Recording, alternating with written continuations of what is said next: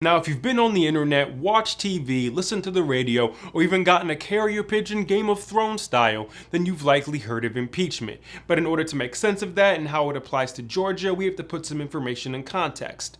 My name is Joseph, and this is AJC In Context.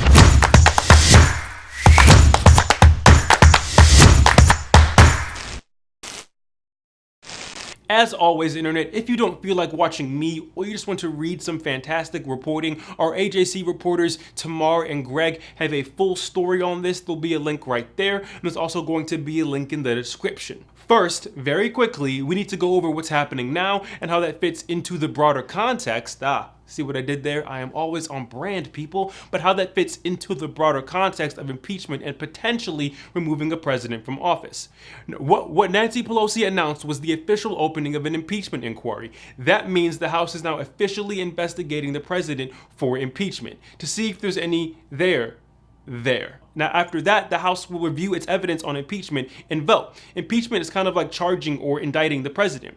If that passes the House, then it goes to the Senate. And that's laid out more like a court case, with U.S. Supreme Court Chief Justice John Roberts presiding. Both sides will lay out arguments, and then the Senate will vote. The Senate needs 2/3 of the body, or 66 votes, to convict. Whew. Okay, now that all that's out of the way, let's talk about how that applies to Georgia. Since the U.S. House of Representatives votes on impeachment and they only need a simple majority for the motion to pass, how our lawmakers feel about it is very important. Here are some examples. First is Representative Doug Collins, a Republican from our 9th district, who said, "This is the first partisan impeachment in the history of the republic, and the real victims are the American people. They elected Donald Trump to be our president and their representatives to solve the border crisis and support a growing economy. Instead of accepting those facts, Democrats are sowing chaos and not producing legislative solutions." He does not support this inquiry. Next is Representative John Lewis, a Democrat from our 5th district, who said, "The people have a right to inquire. The people have a right to know. The people have a right to know whether they can put their faith and trust in the outcome of our elections. They have a right to know whether the cornerstone of our democracy was undermined by the people sitting in the White House. They have a right to know whether a foreign power was asked to intervene in the 2020 election."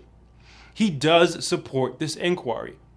Thirdly, we have Representative Buddy Carter, a Republican from our 1st district. He said, "I stand with Donald Trump, and I believe these impeachment inquiries are a complete waste of time."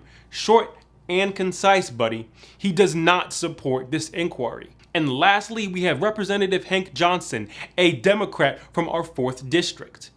In a statement to the AJC, he said, "Attempting to coerce a foreign government into digging up dirt on a political opponent, then trying to cover it up by unlawfully refusing to turn over the whistleblower complaint to Congress crosses a red line."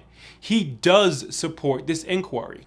Now that you have all that information and all of that context, we want to hear from you. How do you feel about these lawmakers and their stances on impeachment? Do you agree? Do you disagree? Why or why not? Do you want more information on the substance of the inquiry itself, or do you think there's already enough of that on the internet?